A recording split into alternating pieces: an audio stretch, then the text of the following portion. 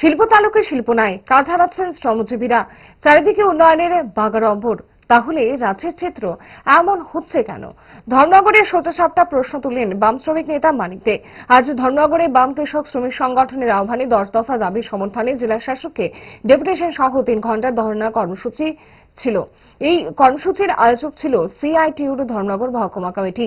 এই আন্দোলন কর্মসূচিতে উপস্থিত ছিলেন বাম শ্রমিক নেতা মানিক দে সহ সংগঠনের বিভিন্ন নেতৃত্ব। রাজ্যের শ্রমজীবী মানুষের দুর্দশার কথা বলতে গিয়ে রাজ্যের প্রাক্তন শ্রমমন্ত্রী, বাম শ্রমিক সংগঠন সিআইটিইউর রাজ্য সভাপতি মানিক দের কি অভিযোগ শোনাবো। একটা মোটর স্ট্যান্ড তৈরি করেনি নতুন করে, এই মোটর স্ট্যান্ডগুলোর অব্যবস্থা চূড়ান্ত পর্যায়ে গিয়েছে। একটা অরাজক পরিস্থিতি গায়ে রয়েছে। এই চলছে পরিবহন শিল্পের অবস্থা। রাবার বাগানগুলো রাবার বিক্রি করে বাঁচতেন, এখানে প্রচুর শ্রমিক কাজ পেতেন। রাবার বাগানের বিদেশি রাবার এসে বাজার ছেয়ে গেছে। আমার দেশের রাবারের দাম গেছে পড়ে, আগের মতো লাভ নেই। তাদের মুনাফা কমেছে, শ্রমিকদেরও কাজ কমেছে।